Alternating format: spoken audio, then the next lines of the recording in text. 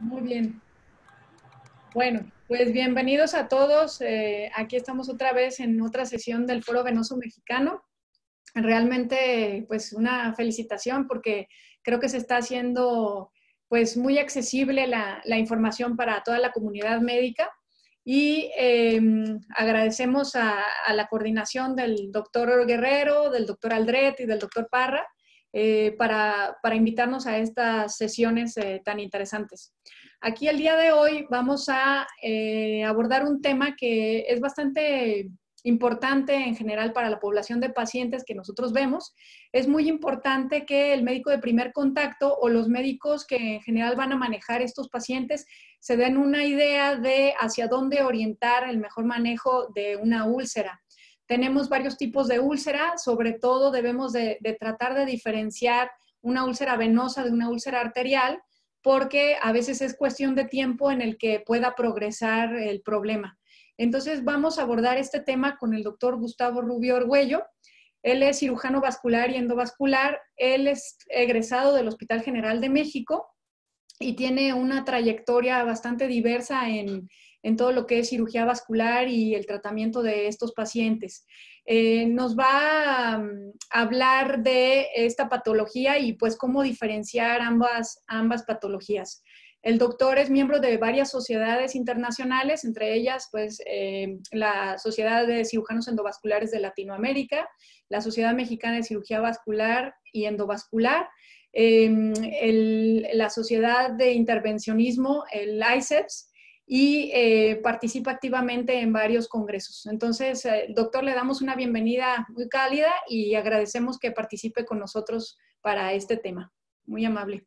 Si quiere compartirnos la pantalla. Claro. Doctora, muy amable su presentación, le agradezco mucho y agradezco mucho al Foro Venoso la invitación a participar.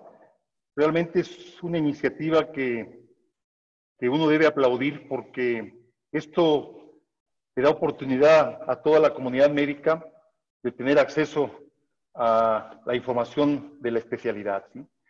Me pidieron, como dice la doctora, tocar el tema de cómo diferenciar una úlcera venosa de una úlcera arterial. Yo tengo que decirles que en general la diferencia del tratamiento de un paciente será el que podamos tener un diagnóstico adecuado.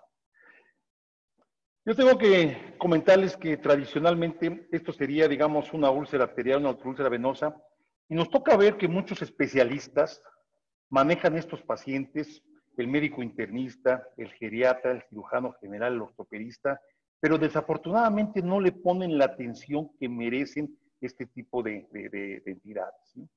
No tengo duda que definitivamente el médico de primer contacto es el médico que verdaderamente tiene mayor, digamos, correlación con los pacientes, tiene mayor interés en que el paciente tenga esa ventaja de curación porque están en contacto directo con las familias. En el caso de los médicos familiares, el médico general suele ser parte de la comunidad donde se apoya sobre todo los pacientes. Entonces no tengo duda que el médico general, el médico familiar, el médico de primer contacto va a ser fundamental que podamos en cierta forma orientarlo para que pueda tener el conocimiento adecuado para poder llevar a cabo la adecuada, déjeme cerrar esto, que no me deja ver la pantalla, que tenga el adecuado básicamente conocimiento. Entonces tengo que decirle que en primer lugar tengo que dar una definición, realmente tengo que decirle que las úlceras en la extremidad inferior generalmente va a ser una manifestación de un problema subyacente, ¿sí? Tenemos que definir dónde se origina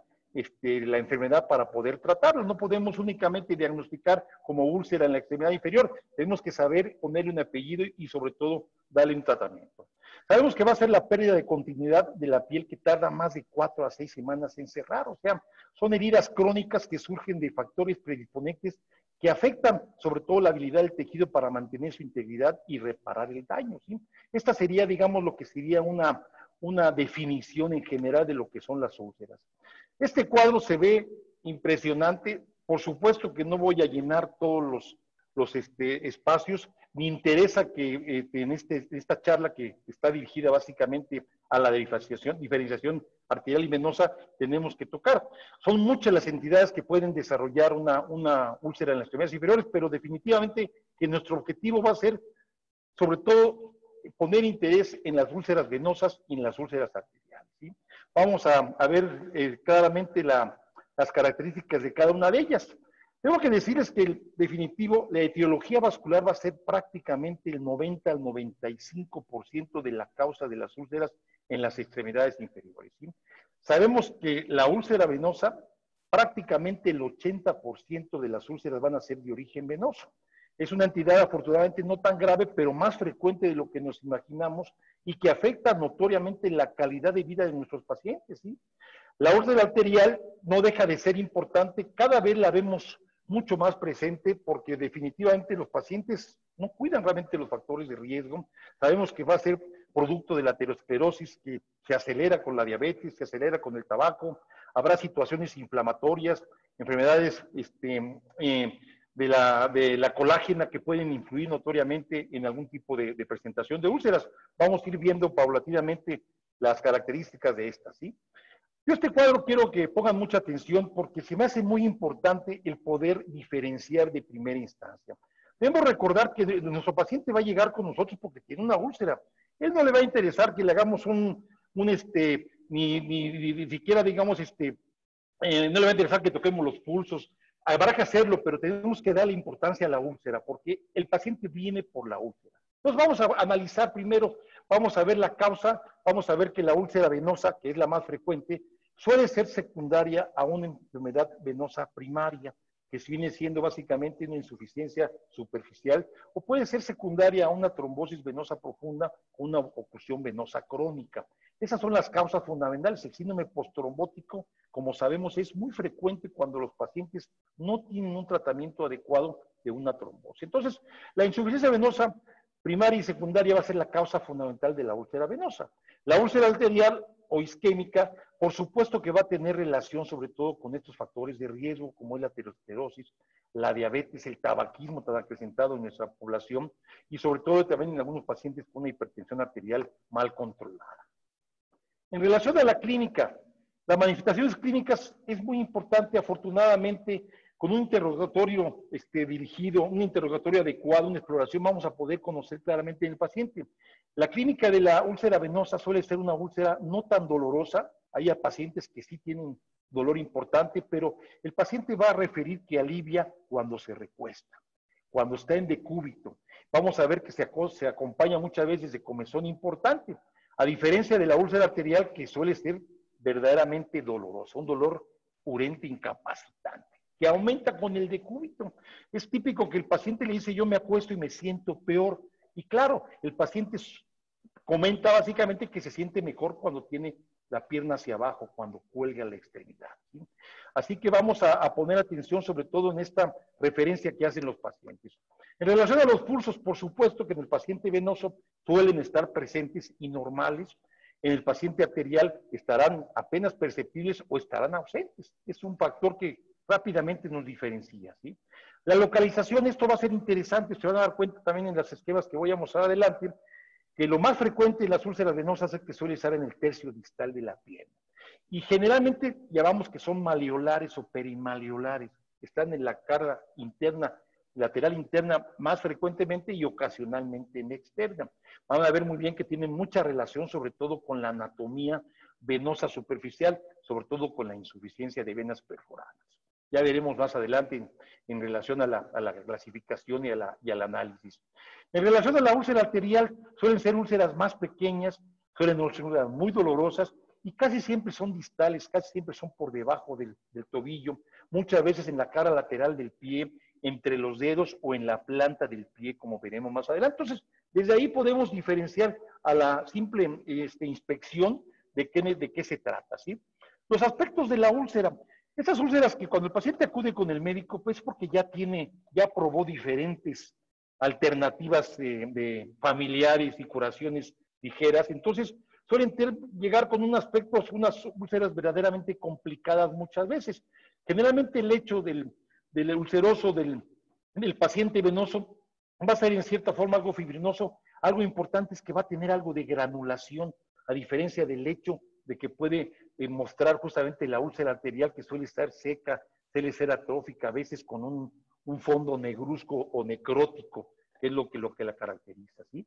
Otros signos importantes a analizar en el paciente venoso es que vamos a ver a veces una piel enrojecida, sobre todo datos de dermatitis ocre, que como sabemos que es el color oscuro que adquiere la parte distal de la pierna, resultado de los acúmulos de hemosiderina en un paciente que tiene mucho tiempo de pie o sentado, ¿sí? Vamos a ver que suele ser una enfermedad que tiene mayor temperatura que cualquier otra parte del cuerpo y tiene generalmente algo de edema. No es exclusivo el edema de la insuficiencia venosa, como lo que comentaba yo en relación que muchos pacientes arteriales con isquemia crítica a veces pasan tanto tiempo con la pierna colgando que suele edematizarse también. Pero la piel en el paciente arterial suele ser una piel delgada, brillante, seca. Generalmente se asocia a ausencia de vello, suelen ser extremidades frías y sobre todo el paciente le refiere que elevando la pierna se pone pálida, ¿no? Por eso es que no tolera realmente el tener la extremidad en decúbito. Esto viene a complementar básicamente lo mismo que le he dicho. Ese cuadro podemos ver en la parte baja. Lo más importante es que las úlceras arteriales suelen tener los bordes mejor definidos, ¿sí? Suelen tener un fondo necrótico, un fondo negruzco, básicamente, y suelen ser pálidas y suelen ser más profundas que las úlceras venosas. Y lo más importante, sumamente dolorosas, ¿sí? Eso hace una gran diferencia. En relación a la úlcera venosa, en la porción inferior también podrán darse cuenta que suelen tener bordes más irregulares, pueden tener sobre todo tejido de granulación, suelen ser superficiales, son menos dolorosas que las arteriales y muchas veces son sangrantes. El paciente acude realmente con un sangrado continuo, ligero, en lo que refiere, ¿sí? Yo voy a diferenciar primero y voy a tomar en cuenta primero la úlcera arterial, que es la menos frecuente, que es muy importante el poder establecerlo porque es el que puede realmente también hacer que un paciente pierda la extremidad, ¿sí? En forma general puedo decirles que en Estados Unidos, que donde las estadísticas son realmente valorables, se dice que existen 600,000 casos anuales, ¿no? Más allá del 1% de la población adulta suele tenerla y suele ser mucho más frecuente en pacientes mayores de 65 años. Sabemos que estas úlceras a veces se asocian con neuropatía sensitiva, entonces a veces que no son tan dolorosas, pero son úlceras realmente típicamente en zonas de presión, ya sea en la región plantar, en la región de la cabeza de los metatarsianos, en el talón, ¿sí? E insisto, son sumamente dolorosas y realmente empeoran la calidad de vida de los pacientes. Entonces yo tengo que decirle básicamente a los compañeros médicos de primer contacto que es fundamental determinar la causa. Si nosotros no determinamos la causa, no vamos a poder tratar a estos pacientes. Tenemos que tratar la enfermedad subyacente que está generando la úlcera, porque en definitiva, si hacemos un diagnóstico incorrecto, brindaremos un tratamiento incorrecto. Y entonces estos pacientes verdaderamente se van a eternizar en relación a la curación de sus úlceras. Este cuadro ejemplifica, y quiero ser repetitivo porque quiero que quede muy claro el que el paciente realmente pueda tener el diagnóstico en primera instancia. La úlcera del lado, a su lado derecho a su lado izquierdo pueden darse cuenta, es la úlcera arterial, suele ser distal, a veces se asocia a ese color eritematoso que el americano dice que el lobster foot, que es el pie de langosta, ¿no? El paciente se queja básicamente de dolor continuo en ese territorio, no tolera ni el tacto ni el paso de las sábanas en su cama, ¿sí? La úlcera venosa a su derecha pueden apreciar, suele estar en la porción distal de la pierna, a veces, como le digo, maleolar, ya sea interna o externa. Y debo decirle que cuando la úlcera arterial se asocia a una neuropatía, vamos a ver que se va a ver mucho más afectado en las zonas de presión, ¿sí? Ya sea en el talón, en la región de presión ósea en el maleolo, en la porción lateral de los pies o en la planta del pie en la cabeza de los metatarsianos. Dentro de los factores intrínsecos, se van a dar cuenta que, por supuesto, la trombosis, las embolias, la disminución de flujo con las estenosis importantes, por supuesto que el paciente diabético, el paciente hiperlipidémico o el hipertenso tendrán mucho más tendencia a padecer una úlcera arterial. De los factores extrínsecos de las úlceras arteriales va a ser la compresión que puede generar un calzado apretado, una ropa ajustada, que genera un traumatismo o una lesión que se pueda desarrollar que va a disminuir notoriamente la velocidad de cicatrización. Por supuesto que el tabaco y la actividad, el sedentarismo va a influir notoriamente también en la disminución de los flujos circulatorios en estos pacientes. Entonces la úlcera arterial, esta es por ejemplo una imagen también típica, se pueden ver hasta completamente pálidas, se ven resecas completamente, diferentes sitios. El paciente realmente lo que más teme es que le toque uno la úlcera, porque sabe que el dolor es verdaderamente intolerable. Entonces, la úlcera arterial vamos a ver que se va a ver en aquellos pacientes que tienen un flujo arterial mínimo, se va a presentar una isquemia crónica, o sea, es un déficit paulatino de la insuficiencia circulatoria, va a estar disminuido el aporte sanguíneo, lo que va a hacer que cualquier traumatismo, cualquier presión, cualquier infección se maximice, ¿sí? Se pueda eternizar, va a ver que esa gravedad va a ser lentamente progresiva y el paciente notará claramente que cada día está peor, a pesar de que recibe diversos tratamientos y ustedes lo saben, el paciente se ha colocado X número de pomadas y todos y remedios caseros y por supuesto no tiene ventaja. Lo más importante, y el paciente lo mencionará, es una herida que no cicatriza, ¿sí? Pues la úlcera arterial sabemos que justamente va a estar asociada a una disminución o ausencia de pulsos. El paciente les planteará que se claudica, o sea, saben que la claudicación arterial es aquel paciente que al caminar empieza a desarrollar dolor en la porción de los gemelos. El paciente le refiere que tiene que detenerse para poder reiniciar la marcha, ¿sí? Es lo típico de la claudicación y por supuesto que la distancia que logre caminar va a estar directamente relacionada con la severidad de la enfermedad. Estos pacientes evolucionan al dolor de reposo. El dolor de reposo ya es una isquemia crítica. El paciente que inclusive sin movimiento tiene dolor, es que la cantidad de sangre que está recibiendo es prácticamente mínima, ¿sí? Y por supuesto, el siguiente paso será la presencia de una ulceración y una gangrena. Sabemos, nuevamente insisto y repito, alrededor del 20% de total de las úlceras son de origen arterial y están relacionadas en el 98% a enfermedad arterial periférica, ¿sí? Y aquí, nuevamente insisto, tenemos que tomar en cuenta los factores de riesgo, el tabaco, la obesidad, la hipertensión, la diabetes, sobre todo en nuestro medio, y la hiperlipidemia. Sabemos que va a ser mucho más frecuente en los varones por arriba de los 45 años y en la mujer, por supuesto, también arriba de los 55 años. Y repitiendo, son úlceras dolorosas, profundas, redondeadas, con bases negruzcas, pulsos disminuidos o ausentes. ¿De acuerdo? Vamos a ver que de acuerdo a los factores de riesgo, esto va a multiplicar el riesgo, digamos, de tener una úlcera. El paciente sabemos que se va a multiplicar 4 veces la tendencia a tener una úlcera, en el fumador hasta 3 veces más frecuente que en el paciente que no fuma.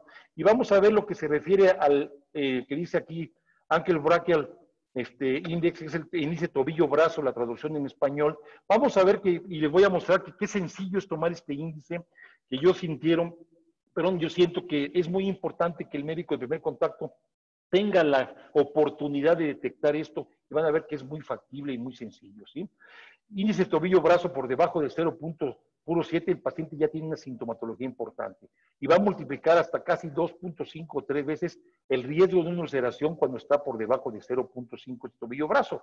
Lo normal es que tengamos la presión arterial similar en las 4 extremidades, o sea, el índice tobillo-brazo debe ser cercano a 1 como normalmente, vamos a verlo más adelante. Por supuesto que a mayor edad, mayor riesgo, y sabemos que cuando existen alteraciones de los lípidos también se va a multiplicar la intensidad. Y vamos a ver justamente en la izquierda, van a darse cuenta que pues realmente nuestra raza, la raza hispánica, es mucho más frecuente, en la raza afroamericana también se ve con mayor frecuencia, en los pacientes con falla renal y con todos los factores de riesgo que había mencionado, ¿sí? Hay un marcador específico que es la proteína C reactiva que se ve realmente elevada en los pacientes que tienen un riesgo importante también de desarrollar alguna arteriopatía. Debo decirle que nosotros en cirugía vascular tenemos algunas clasificaciones para establecer el estadio, ¿sí? Yo quiero mostrar algo muy sencillo, esta quizás es la que hemos utilizado más a través del tiempo, que es la clasificación de Fontaine. Esto básicamente habla de acuerdo al grado de la enfermedad y va a ser el diferente estadio. Y vamos a ver que en el estadio 1 puede tener enfermedad el paciente, pero todavía se mantiene asintomático, ¿sí? En el estadio 2, el paciente que ya refiere una claudicación y vemos que se disminuye, parcialmente la luz de la arteria. El estadio 3, el paciente ya tiene manifestaciones de dolor isquémico de reposo y por supuesto que el estadio final es el estadio de mayor riesgo, el paciente ya tiene unas oclusiones arteriales que disminuyen el flujo tan importante que llevan al paciente a ulceración, a gangrena o a ambas entidades. Esto básicamente lo repito porque quiero que quede muy bien establecido. La localización generalmente va a ser en la porción distal, en la zona plantar, debo decir, en la cara lateral, ¿sí? Pueden a veces en forma extraordinaria localizarse en zonas cercanas a la articulación de la rodilla, casi siempre en la parte externa, resultado a veces de presión excesiva de este territorio. Suelen ser úlceras en tamaño pequeños, suelen estar redondeadas, debo decirle que son en cierta forma, más que nada, más frecuentemente profundas, ocasionalmente superficiales, los bordes suelen ser lisos, regulares, y muchas veces tienen una hiperemia, un color eritematoso en el entorno de estos, ¿sí? La piel suele ser, como decía yo, sin vello, puede haber palidez importante, puede ser delgada, atrófica, ¿sí? Y lo más importante en relación, nuevamente insisto, el dolor es intenso, continuo. Y puedo decirle que puede ser el síntoma clínico de más importancia, de primera magnitud para el diagnóstico diferencial con úlceras de otras etiologías. Es realmente importante tomarlo en cuenta. Y nuevamente puedo mostrar que el fondo puede ser un exudado con datos necróticos y fibrosos y suele ser una úlcera seca. Pocas veces es exudativa, a menos que esté infectada, ¿sí? Pero en forma tradicional es una úlcera seca. Por supuesto que la causa va a ser la isquemia, suelen asociarse con infección, por supuesto. El edema que dice aquí que no, hay ocasionalmente que el paciente tiene el pie colgado, que muchas veces tiene hinchazón. Y el índice tobillo-brazo, por supuesto que se ve disminuido. Debo decirle que esta úlcera arterial, la prevalencia, por supuesto, en enfermedad arterial periférica es del 1% a los 40 años, y esto va aumentando conforme la edad. Podemos creer y hacer notar básicamente que por arriba de los 100 años esto es alrededor del 5%. Y vamos a ver, por supuesto, que esta isquemia crítica, sobre todo cuando el tobillo-brazo es por debajo de 0.5, va a poner en riesgo la pérdida de la extremidad en los primeros 6 meses del paciente diabético, y 20% morirán en un periodo de 6 meses después de una amputación. Es muy importante tomarlo en cuenta porque son entidades que realmente ponen en peligro la extremidad y la vida del paciente. Insistiendo, una úlcera con un tobillo-brazo de isquemia crítica por debajo de 0.4 realmente será una úlcera que tendrá riesgo de pérdida de la extremidad. Vamos a poder ver que tenemos presiones malleolares por debajo de 50 a 70 milímetros de mercurio. Esto debo decirle a nivel de especialidad, lo manejamos muchas veces, no es algo que se maneje convencionalmente, pero la presión transcutánea de oxígeno suele estar disminuida por debajo de 30 milímetros de mercurio. Hay ocasiones que con los equipos que manejamos a nivel de especialidad podemos tomar la presión digital y también vamos a ver que va a estar disminuida, ¿sí? No cabe duda, por supuesto, que una isquemia en un miembro pélvico, si no se efectúa una revascularización adecuada, requerirá amputación mayor en forma temprana. Esto es muy importante establecerlo. Aquí muestro justamente en la porción de arriba, quiero únicamente establecer en los cuadros superiores. Del lado derecho, es una imagen que utilizamos, digamos, a nivel de especialidad, que es la neumoempletismografía. Son manguitos neumáticos que colocamos en toda la extremidad. Y justamente aquí vamos a ver cómo se ve la distensibilidad que sufre el balón con el pulso, y vamos a poder conocer justamente cómo están las anormalidades circulatorias en una forma sencilla. Vamos a ver que en los pacientes, por supuesto, vamos a poder analizar, en el paciente afectado, pues va a tener ausencia de pulsos. Vamos a ver que el paciente, la presión tobillo-brazo va a estar, la presión sistólica va a estar disminuida por debajo de 50 milímetros de mercurio, igual que la presión transcutánea de oxígeno muy abatida en los casos que están severos. A la derecha, en la porción inferior, puedo mostrar lo que es la toma del tobillo-brazo. Este es un Doppler lineal, un Doppler que utilizamos en consultorio. Tengo que decirles que esto es interesante. En el pasado hubo una iniciativa con una empresa de medicamentos que manejan el cilostazol, que es una sal que genera vasodilatación en los pacientes, y logramos que al grupo de médicos generales se les pudiera brindar la oportunidad de obsequiarles un Doppler lineal, un Doppler para poder llevar a cabo el estudio tobillo-brazo. El tobillo-brazo es verdaderamente sencillo. Colocamos un mango de baumanómetro, tomamos la presión, pero con el Doppler, con la señal Doppler lineal, vamos a poder conocer en el brazo. Podemos oprimir básicamente a nivel de los, como dice aquí en la imagen, podemos poner los manguitos, como tomar la presión convencional. En el tobillo ponemos los manguitos y vamos a poner el Doppler y vamos a encontrar realmente, cuando existe, vamos a hacer una una división entre la presión arterial sistólica máxima, por ejemplo, en la pierna derecha, contra la presión arterial sistólica máxima en los brazos, y vamos a tener un índice, ¿sí? Un índice que vamos a ver la interpretación del tobillo-brazo. Cuando está por arriba de 1.30 también no es normal. Son arterias que no son compresibles, son arterias calcificadas muchas veces en el diabético. No porque esté por arriba de 1.30 es que no tenga enfermedad, sino que simplemente se asocia también a una calcificación importante. Pero en definitiva, cuando encontramos normalidades, cuando el tobillo-brazo está por arriba de 0.9, por debajo de 1.3, vamos a ver que estaremos ante la presencia de una enfermedad arterial leve a moderada cuando está entre 0.41 y 0.90. Y recuerden que esto es la división entre la presión arterial máxima de la pierna sobre la presión arterial máxima de los brazos. Ahí vamos a sacar el índice. Y por supuesto estaremos ante la presencia de una enfermedad arterial periférica grave cuando está por debajo de 0.40. ¿Sí? A mano izquierda ustedes pueden darse cuenta cuando el tobillo-brazo está en 1 o cerca de 1 es normal.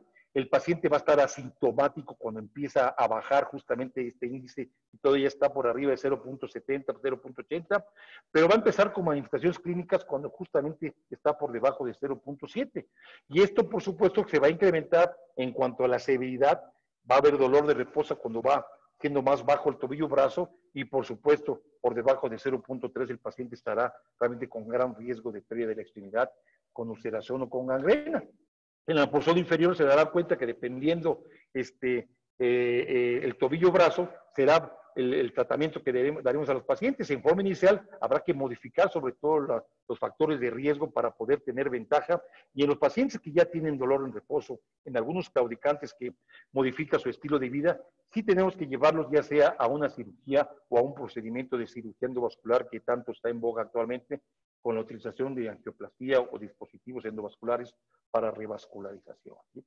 Entonces, yo insisto mucho esto en que tenemos que hacer un análisis sobre todo del tobillo-brazo. Es muy accesible para cualquier médico. Yo tengo que decirles que no es exclusivamente de la especialidad. Esto es en un consultorio convencional lo podemos detectar y realmente se va a ver muy beneficiados los pacientes. En relación a los pacientes tenemos que ver realmente la etiología subyacente, qué es lo que los está causando. Habrá situaciones donde el paciente tendrá asociada enfermedad venosa, hay combinaciones, la úlcera mixta, la úlcera arterial, y nosotros sabemos que debemos evitar la compresión elástica en aquellos pacientes que tienen, sobre todo de alto grado, menos de 0.8 de índice tobillo-brazo. Tenemos que ser muy cuidadosos porque hay ocasiones que el paciente puede tener una insuficiencia arterial, algo de hinchazón, y el paciente le podemos indicar una media en una forma irregular. Si no sabemos realmente cómo está su tobillo-brazo, podemos incrementar el riesgo, ¿sí? El objetivo del tratamiento, quiero ejemplificarlo, esto realmente estuvo en boga, sobre todo recientemente. Nosotros hacemos tratamientos para llevar el flujo en forma directa, ¿sí?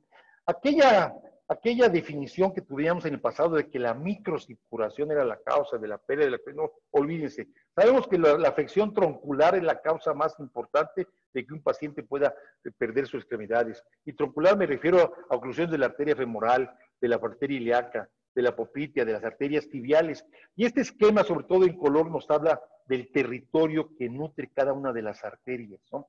Esto realmente, debo ser honesto, lo aprendimos de los cirujanos plásticos. Los cirujanos plásticos hacían justamente los angiosomas, que es básicamente el territorio que irrigaba tal o cual arteria, sobre todo cuando ellos hacían injertos pediculados de musculares, sobre todo para reconstrucciones en casos de traumatismo o de enfermedades deformantes, ¿sí? Entonces es muy importante que sepan que si la úlcera la tiene el paciente en la porción del primer ortejo del pie, vamos a tratar en forma importante llevar a cabo abrir el angiosoma de la arteria tibial anterior. Como ustedes se pueden dar cuenta, los colores, algunos representan cuáles son los angiojomas, dependiendo de la arteria tibial anterior, la arteria tibial posterior, la arteria peronea en el talón, por ejemplo, ¿sí? Entonces es muy importante esto, ¿para qué? Para aliviar el dolor en reposo, para salvar la extremidad, mejorar la función y la calidad de vida, y por supuesto para prolongar la vida de los pacientes. Y esto es muy importante que sepan qué es lo que podemos brindarle a los pacientes.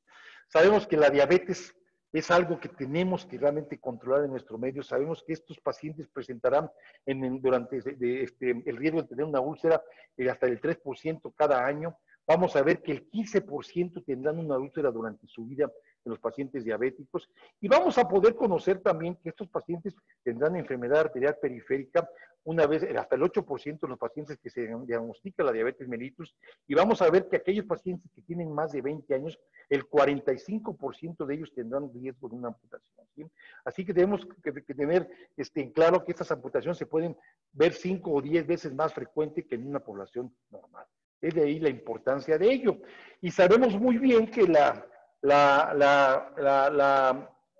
oclusión arterial, la enfermedad arterial periférica influye notoriamente, pero también la asociación de lesiones, sobre todo neuropatías sensitivas. Estos pacientes pueden tener una neuropatía periférica, que realmente el paciente va a tener úlceras en sitios de apoyo, en sitios de presión. Vamos a ver que van a tener úlceras recidivantes en el mismo sitio.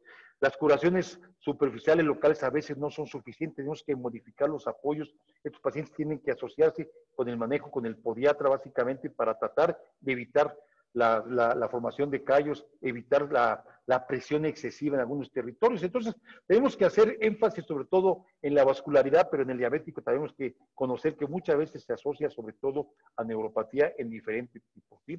Y vamos a ver aquí en este cuadro justamente que tan importante la neuropatía, tan importante la enfermedad vascular, y que un traumatismo puede poner en riesgo la extremidad, sobre todo la osteoartropatía de Charcot, que es la deformidad que sufren realmente los pacientes con la evolución de la diabetes, que va a cambiar notoriamente la calidad de vida del paciente por el apoyo, por la presión excesiva y por la presencia. Estos pacientes pueden tempranamente llevar a cabo o sufrir una amputación de la extremidad en forma frecuente, ¿sí?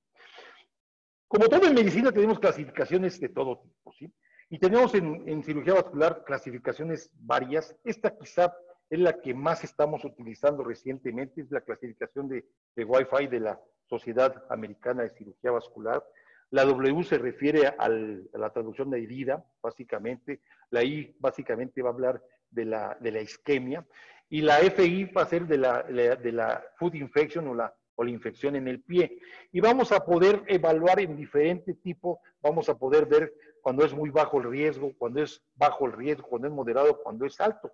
Vamos a darle un puntaje, como ustedes se dan cuenta. Esto es para que lo lean con calma después, lo busquen básicamente en cualquier texto, o la bibliografía fácilmente se encuentra en internet. Pueden ver las características, por ejemplo, de la herida.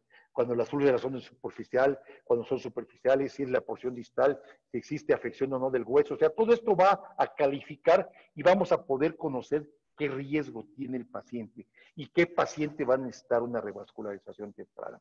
Entonces, no voy a adentrarme mucho en la clasificación, es muy importante leerla y analizarla con calma. Existen otras causas arteriales, no tan frecuentes, pero a veces importantes, como enfermedad de Buerger, que sabemos muy bien que puede tener mucho la predisposición genética, pero está directamente asociado con el consumo de tabaco. Y generalmente van a ser arterias de pequeño y mediano calibre que van a sufrir realmente un infiltrado inflamatorio de la pared que va a ocluir justamente, va a llevar a los pacientes a una isquemia distal, va a llevar a una gangrena digital. Y estos pacientes típicamente se pueden asociar a enfermedad venosa, a tromboflebitis migratoria. En superficiales, esto más allá del 40 al 50%, se asocia justamente lesiones arteriales y lesiones venosas. No son tan frecuentes, pero ustedes se darán cuenta que el paciente fumador es el que más riesgo tiene de padecer justamente esto. Y habrá situaciones básicamente quizá de tipo inflamatorio, de afecciones de la colágena, que podemos ver en la esclerodermia, podemos ver la úlcera de Martorell, que son aquellos pacientes que tienen una hipertensión mal controlada, o en aquellos pacientes que tienen un fenómeno de Raynaud, que tienen básicamente trastornos, sobre todo a nivel celular, ¿sí? Entonces tengo que decirle que muchas veces se combinan esos procesos inflamatorios con alteraciones o desórdenes de la coagulación que van a favorecer una trombosis temprana y, por supuesto, una disminución de los flujos arteriales. Afortunadamente no es lo frecuente, y vemos que estas úlceras de Martorell pues, se describieron casi hace 80 años, debo decirles, y son úlceras que se pueden confundir con úlceras venosas. La localización puede ser en cualquier sitio de la extremidad inferior, muchas veces están en la porción, en el tercio distal, por eso que se confunde a veces con la úlcera venosa, que ya cuando hacemos el análisis, vemos esos pacientes que no tengan una afección venosa, como veremos más adelante, podemos descartarlas. Pero suelen ser úlceras que pueden estar en el tercio medio inferior de la pierna, pueden ser planas y pueden tener también aspecto necrótico en el fondo de las úlceras, ¿sí? Entonces sabemos que estas úlceras requieren un manejo hipertensivo óptimo para evitar justamente que se produzcan. Es el resultado de un aumento de las resistencias periféricas que provoca la hipertrofia de la pared, de la porción media y la hiperplasia intimal. Y por supuesto que esto reduce que los medicamentos vasodilatados puedan compensarlos, ¿sí? Sabemos muy bien que son arterias, suelen ser afectadas arterias de pequeño y de mediano calibre, ¿sí? Y vimos en el listado inicial había X número de tipos de úlceras, y hay ocasiones que sabemos que el 90 al 95% van a ser de origen vascular. Y existen situaciones especiales. Es un paciente básicamente de la clínica. Es un paciente que el paciente llega con la úlcera, llegó por supuesto en muy malas condiciones, lleno básicamente de costras melicéricas, huellas de sangrado. El paciente lo que tenemos que brindarle primero es atención a la úlcera y paulatinamente ir dándole el análisis, el estudio para poder definir. Este paciente realmente tenía dermatitis ocre, tenía huellas de ulceraciones previas, había sido multitratado, y en la segunda o tercera ocasión, no recuerdo claramente, se tomó una biopsia y el resultado fue un carcinoma epidermoide queratinizante. O sea, este paciente, por supuesto que no se iba a curar en ninguna forma mientras no fuera tratado por dermatología oncológica, ¿no? Entonces, es importante poder analizar y estudiar a los pacientes en forma integral, ¿sí? Esto es lo que yo quería tocar en relación a las úlceras arteriales. La úlcera venosa es mucho más frecuente. Esto quizá tenemos más, digamos, experiencia, digamos, en verlas. Son pacientes que es el paciente trabajador, el paciente que está, el empleado demostrador, el carnicero, la persona que está activa es la que, o sea, está básicamente en periodos prolongados trabajando, es la que va a presentar, ¿sí? Es el resultado de una insuficiencia profunda, resultado de una oclusión, de un ritmo trombótico hasta en el 12%, y lo vemos hasta el 50% con enfermedades superficiales, pacientes que tienen insuficiencia, como se ha visto en otras sesiones, de la unión safeno-femoral, insuficiencia de venas perforantes. Entonces sabemos que definitivamente, de acuerdo a la clasificación SEAP, que seguramente se ha manejado en las otras reuniones, vamos a ver que es la porción, la parte más seria, digamos, de la clasificación, la C5, la C6, que suelen presentarse, y más frecuente, sobre todo, se duplica hasta 4 veces más frecuente cuando el paciente ha tenido ya la presencia de úlceras, va a tener la tendencia a la recidiva, ¿sí? Entonces vamos a ver, de acuerdo a la clasificación de SEAP, que vamos a ver que justamente al lado izquierdo se dan cuenta que son úlceras que están, vamos a catalogarlas en C5, C6 en cuanto a la clasificación clínica. Vamos a ver que en relación a la anatomía, pues puede ser resultado de enfermedad venosa superficial, de enfermedad de venas perforantes, de enfermedad profunda. O sea, realmente todos los territorios pueden ser los generadores realmente de la úlcera. Y estos van a ser también en forma de la fisiopatología, va a ser resultado del reflujo o de la obstrucción al flujo o de la combinación de ambos. Entonces, sabemos muy bien que en base a la clasificación SEAP podemos realmente conocer que estará en el estadio SEAP 5 o estadio SEAP 6, ¿sí? Aquí en esta imagen, por ejemplo, ustedes se dan cuenta, por ejemplo, en la imagen de la fotografía se puede ver cómo es una válvula en forma normal. Suelen ser unas entidades verdaderamente finas, es una tela de cebolla muy frágiles, muy eficientes, pero cuando se genera una trombosis se destruyen completamente. Entonces estos pacientes pierden realmente la oportunidad de la funcionalidad venosa. De ahí que ha sido verdaderamente complejo, y debo decir, y ya veremos más adelante, que los tratamientos de plastías valvulares, la sustitución valvular, el trasplante valvular no han tenido éxito porque no suelen ser realmente esas características tan finas como podemos tener y suelen tener complicaciones trombóticas tempranas. Se conoce desde tiempos ancestrales, desde Hipócrates, vemos que la asociación de varices y úlcera es más que frecuente. Se recomienda justamente que los pacientes eviten los periodos prolongados de bipedestación. Por supuesto que habrá situaciones de la vida diaria que tendrá que estar de pie el paciente y entonces vamos a ver qué es lo que vamos a ayudarlo. Nosotros sabemos que en condiciones normales, al estar de pie, podemos alcanzar presiones por arriba de 90 milímetros de mercurio en la porción distal de la pierna, pero cuando tenemos actividad, cuando tenemos movimiento, esta presión puede bajar por debajo de 30 milímetros de mercurio. Ese va a ser nuestro objetivo, tratar de reducir la presión existente en la porción distal de la extremidad. Nuevamente aquí muestro justamente el estar de pie hasta 90 milímetros de mercurio con la ambulación 30 milímetros. Cuando existen venas varicosas, esta presión se ve incrementada inclusive con la nebulización hasta 45 milímetros de mercurio. Cuando hay perforantes y competencias, es tanta el aumento de presión hasta la porción superficial que alcanza 65 de milímetros de mercurio o más. Y por supuesto que las entidades más serias, como es el síndrome postrombótico, en oclusión venosa crónica, resultado de una trombosis, vamos a alcanzar presiones por arriba de 70 milímetros de mercurio en cualquier situación del paciente. Entonces, ¿qué tenemos que hacer? ¿Qué tiene que hacer el médico de primer contacto en forma inicial? Una historia clínica y una exploración física adecuada. Tenemos que analizar, interrogar al paciente la duración de la úlcera, cuántos tratamientos, que suelen ser X número de tratamientos previos, los síntomas que tiene para definir realmente el tipo de úlcera, si tiene antecedentes o no de haber tenido una trombosis venosa profunda, qué lesiones ha tenido en la pierna, si ha tenido cirugías, no solo cirugías vasculares, sino cirugías de cualquier tipo, a veces osteosíntesis por traumatología, pueden ser generadoras también de estas úlceras, la presencia o no de varices. Parece mentira, pero aquí influyen mucho los hábitos definitivamente. Nosotros hablamos al paciente siempre de mejorar la higiene venosa. La higiene venosa va a tener que ver mucho con una actividad física regular, con un control de peso adecuado y sobre todo con una compresión elástica graduada. La historia familiar influye notoriamente. Tenemos que definir que el paciente no tenga sintomatología arterial. Ya veíamos justamente la importancia de un interrogatorio en relación a la claudicación, conocer los factores de riesgo, que ya hemos mencionado toda la parte anterior de la charla, y vamos a ver las características de la úlcera. Ya les decía yo, justamente la apariencia va a ser muy importante, la localización, y sobre todo en la exploración vamos a definir si existen o no la presencia de pulsos en la porción distal. Estos son los métodos de evaluación que podemos hacer a nivel de especialidad, ¿sí? Realmente tenemos mucho armamentario ahora para diagnóstico, ¿sí? No pretendo que el médico de primer contacto sepa o deba hacer esto, ¿sí? Sino que sepa cuándo indicar un estudio, por ejemplo, Doppler color en el paciente. Ustedes tienen que saber, tienen que apoyarse en alguien que tenga experiencia para hacer los estudios Doppler color. Sabemos que los estudios Doppler color son 100% dependientes de experiencia del operador.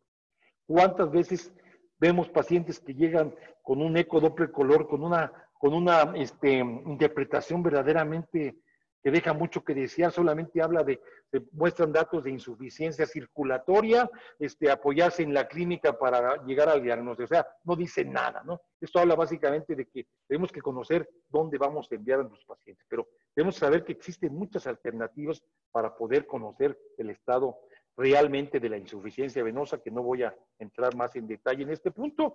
Debo decirle que en relación al dúplex, por supuesto, el patrón de reflujo, por supuesto, aquí habla básicamente del estadio clínico, el estadio 4, 5 y 6, por supuesto, vamos a ver que el reflujo va a ser mucho más frecuente, sobre todo del sistema perforante o de la insuficiencia venosa profundo a mayor intensidad. Por supuesto que la insuficiencia venosa superficial severa puede llevar realmente al paciente a tener datos importantes de enfermedad y generar úlceras venosas, ¿sí? Tenemos que eliminar la hipertensión venosa, ¿no? Eso es fundamental. Vamos a tener mecanismos exógenos para poder solucionar esto. Tenemos que orientar al paciente, por ejemplo, a la elevación de la extremidad.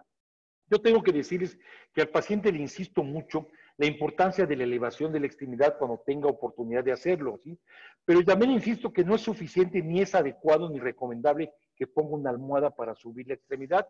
Es lo más sencillo y lo más frecuente que hacen los pacientes. Pero ¿qué pasa? El paciente coloca una almohada, empieza a tener distensión de los ligamentos de la rodilla porque está justamente haciendo una palanca con la almohada y la porción posterior de la rodilla.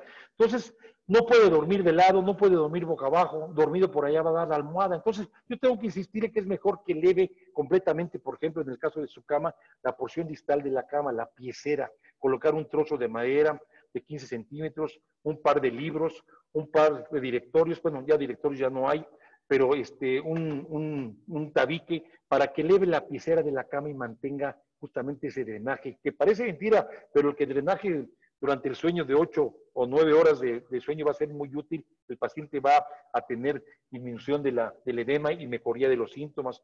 Es importante, por supuesto, la debridación inicial. El paciente acude con nosotros por la úlcera. Tenemos que primero pues hacerle básicamente una limpieza, una debridación, y ya veremos, esta charla no es básicamente para para qué tratamiento a la úlcera vamos a darle, sino más que nada para conocer la etiología y poder brindar el tratamiento adecuado. Seguramente habrá charlas directamente de clínica de heridas para poder definir claramente esto. Existen situaciones endógenas, digamos, dentro de la luz de la vena, donde puede tener alteraciones valvulares que yo tengo que decirles que desafortunadamente los procedimientos quirúrgicos de reconstrucción valvular, de trasplante venoso, de interposición venosa, realmente dejan mucho que desear, ¿no? Entonces, aquí va a ser, la mejor válvula va a ser la compresión elástica graduada, ¿sí? Porque esto va a evitar realmente la estasis, el reflujo importante en la extremidad. La obstrucción venosa, realmente tenemos mucho que brindarle a los pacientes ahora.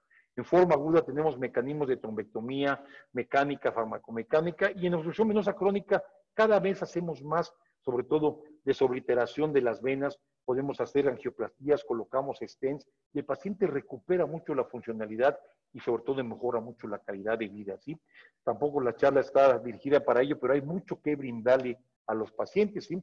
Pero el médico de primer contacto tiene que saber realmente que justamente el ser humano somos los únicos que tenemos esa posición en bipedestación continua, ¿sí? La mayoría de los mamíferos están en 4 extremidades, no tienen enfermedad venosa, ¿sí? Vamos a ver justamente que lo que va a favorecer justamente es que el retorno venoso está afectado y esto va a afectar notoriamente la porción distal, va a aumentar la presión en la porción baja de las piernas y esto va a favorecer justamente la fuga de macromoléculas y la formación de venas, ¿sí? En los vendajes quizás la parte más importante de la higiene venosa en estos momentos. En este momento tengo que decirles que tenemos verdaderamente muchas alternativas de compresión elástica graduada, ¿sí?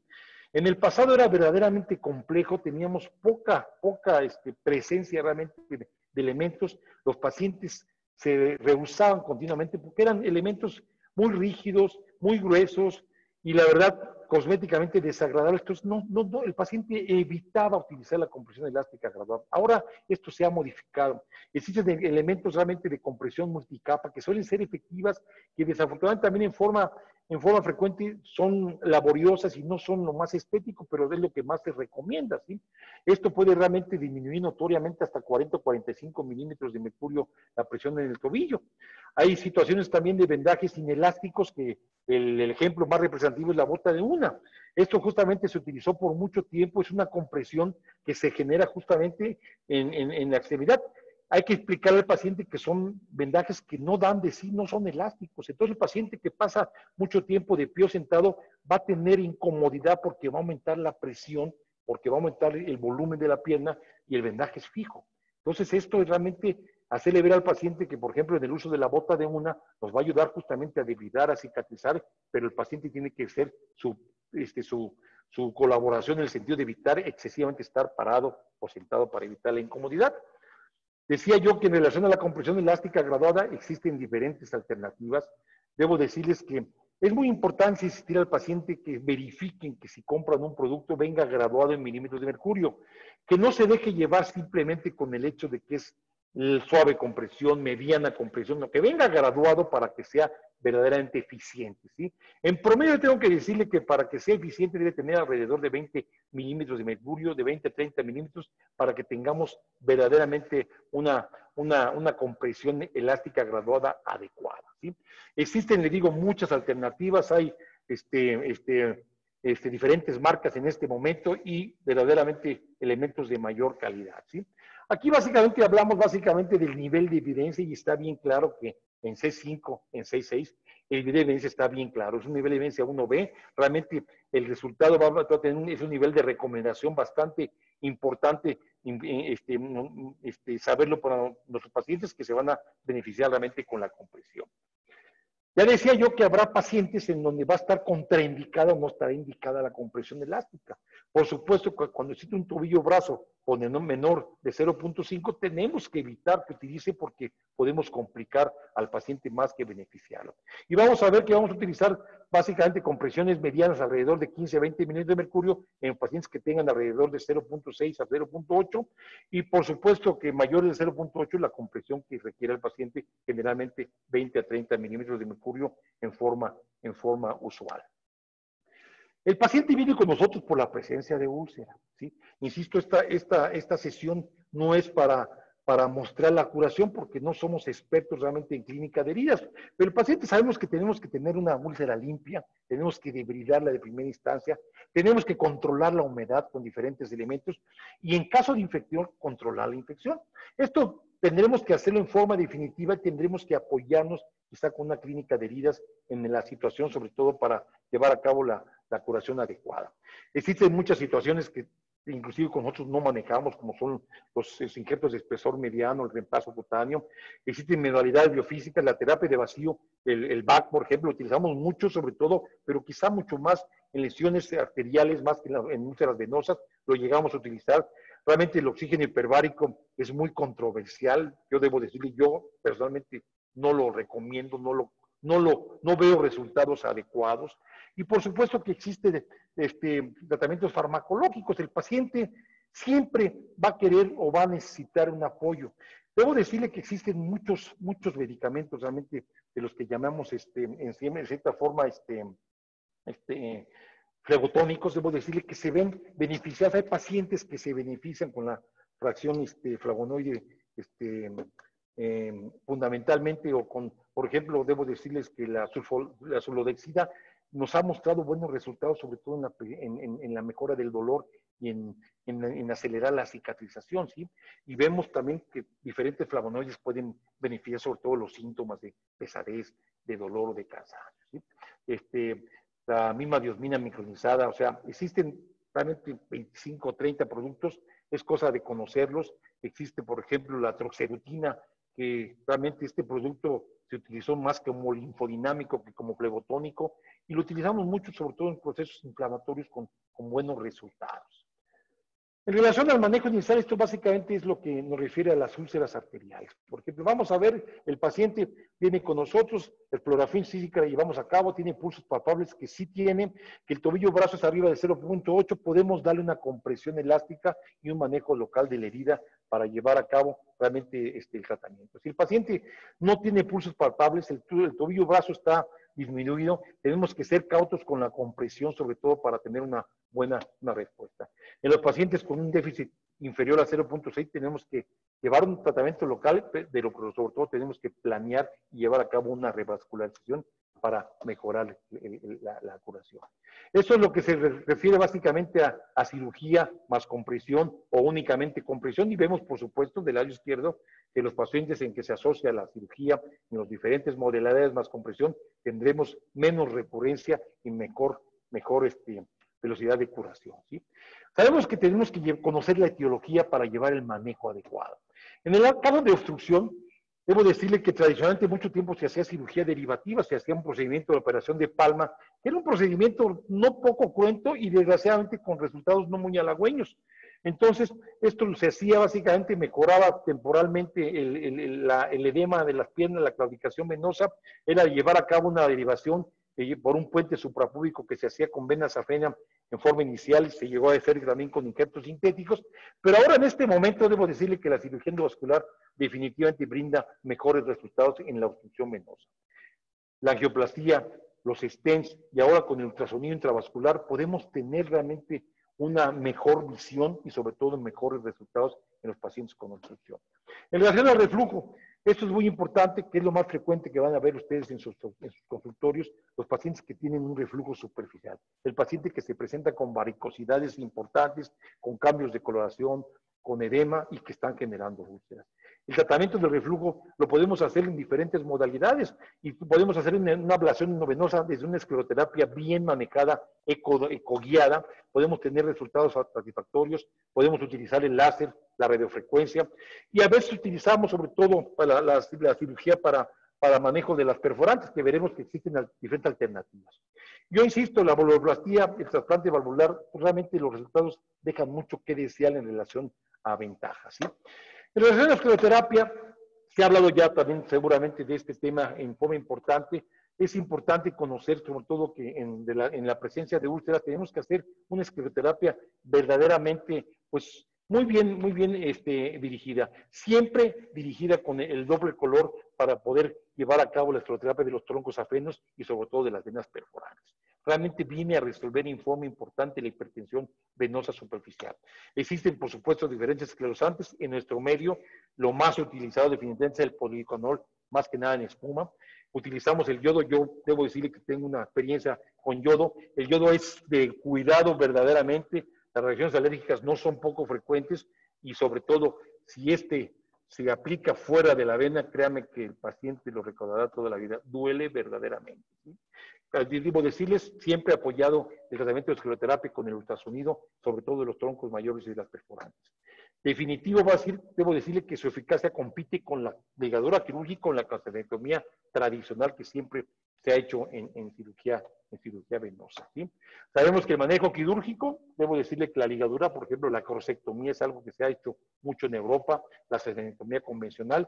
Sabemos que la recurrencia de esta no está libre de recurrencia y vamos a ver que se puede presentar hasta en safena mayor hasta el 30% en los siguientes 5 años. Y debo decirle que quizá en este momento el mayor éxito lo va a lograr el tratamiento endovenoso. ¿Por qué? Porque vamos a poder visualizar con claridad, el ecodoppler color nos va a mostrar todo verdaderamente, la anatomía, las afecciones, podemos encontrar perforantes que no podamos localizar fácilmente, podemos darnos cuenta cuando existe un sistema safeno doble, una safena anterior, o sea, para evitar básicamente las recidivas. Sin lugar a duda, en este momento, la ablación en diferentes mecanismos, como ustedes ya me han visto en otras reuniones, va a evitar justamente la recidiva y sobre todo la formación de úlceras, ¿sí? Y tengo que decirles que en relación al éxito, esto va a variar también en relación a la asociación. Simplemente la cirugía es suficiente para evitar justamente la recurrencia, pero sobre todo cuando asociamos los diferentes tipos de cirugía, la cirugía de venas perforantes con una compresión adecuada, vamos a tener gran ventaja. La compresión en forma aislada ayuda, pero no suficientemente, tiene mayor incidencia de recurrencia que cuando se asocia o se lleva a cabo una cirugía para eliminar justamente los reflujos. Entonces tengo que decirles que realmente la incompetencia superficial relacionada la podemos ver hasta en el 84% de los pacientes, resultado del sistema safeno o de las venas perforantes insuficientes, y vamos a ver que se puede ver en forma aislada hasta en la mitad de los pacientes o, de acuerdo a Lavropoulos, en el 23% de los pacientes. Algo importante, es más que definitivo el manejo de las venas perforantes. A veces no le damos esa importancia, podemos básicamente tratar el sistema safeno, pero las venas perforantes van a ser quizás las que más nos van a desarrollar las ulceraciones. Es muy importante tener en cuenta esto. Sabemos que diferentes factores hablan básicamente que la mejoría va a ser verdaderamente significativa cuando se maneja el sistema superficial, pero en forma completa y adecuada. El reflujo superficial y la afección de las venas perforantes. Ya decía justamente que las venas perforantes existen diferentes alternativas. No tengo duda que los esclerosantes, la radiofrecuencia o el láser tendremos los mejores resultados. En el pasado se usó mucho la cirugía de Linton, que era una cirugía verdaderamente cruenta, a veces era generadora de más úlceras en los pacientes. Se utilizó la ligadura subfacial con el CEPS, que también se ha abandonado. Realmente en este momento debo decirle que las ablaciones percutáneas es la primera línea de tratamiento, sobre todo en perforantes incompetentes. Insisto, les muestro esto de la valvuloplastía, del trasplante valvular, pero realmente los resultados dejan mucho que desear. Hay que tratar y convencer a los pacientes de utilizar una compresión elástica graduada para tener mayores beneficios. ¿Algo pasó aquí? Ok. Entonces, debo decirle, en relación a la obstrucción venosa, insisto, aquí va a ser la cirugía endovascular, es la que va a generar mayor incidencia de curación, va a mejorar la sintomatología, mejorará notoriamente la calidad de vida de los pacientes. Esos pacientes, en el pasado, desafortunadamente, no había mucho que brindarles. Era el paciente que tenía la pierna, la claudicación venosa, incapacitante, cambios de coloración, aumento de volumen, úlceras. Ahora no, ahora básicamente con la cirugía endovascular, estos pacientes pueden beneficiarse notoriamente para evitar justamente la evolución de la enfermedad. ¿Qué pasa aquí? Ups. Se ve bien, ¿eh? No corre. ¿Perdón? Se ve bien. Ok, muy bien. Entonces, las opciones quirúrgicas desde el punto de vista venoso, nosotros tenemos que definir la etiología fundamentalmente, nuevamente del lado derecho, cuando hay obstrucción, lo que mencionaba de la angioplastía, debo decirle cuando el reflujo, o sea, básicamente perforantes insuficientes, insistiendo, la escleroterapia, la radiofrecuencia, fundamentalmente, y el sistema superficial se va a ver muy beneficiado con una escleroterapia bien dirigida, con una cirugía abierta o con una ablación venosa, ¿sí? El riesgo de recurrencia sin tratamiento, el paciente podrá venir, podemos curar la úlcera, pero al cabo de un año el 26% tendrá una recurrencia. Y al cabo de 18 meses, si no hacemos el manejo de la causa de la enfermedad, el 31% tendrán una recidiva. Yo tengo que insistir mucho, para prevenir recurrencias es fundamental la compresión elástica graduada, una intervención adecuada, por supuesto el diagnóstico preciso y modificar los hábitos en el caso venoso. Elevación de la extremidad, el ejercicio, el control del peso en forma importante. Yo debo decirles que para el paciente realmente y para nosotros debemos considerar que tan importante es tanto la isquemia como la enfermedad venosa crónica. Podemos creer que son muy diferentes, pero la verdad, la incapacidad y la calidad de vida se ve afectado en los dos grupos de pacientes. Yo les agradezco mucho la atención y les dejo este hermoso paisaje de agavero de Tequila, Jalisco. Muchas gracias. Dejo de compartir mi pantalla, doctora, para dar cabida. Muchas gracias, doctor. Pues agradecemos esta ponencia tan didáctica y vamos a pasar a la sesión de preguntas y respuestas, que tenemos varias preguntas que ya nos han compartido. Ustedes me preguntan aquí que cuál es el tratamiento farmacológico para una úlcera venosa o una úlcera arterial. Yo para la úlcera venosa, yo le insisto al paciente, fíjese, yo le digo al paciente que yo prefiero que no tome el medicamento, pero que haga todo lo demás.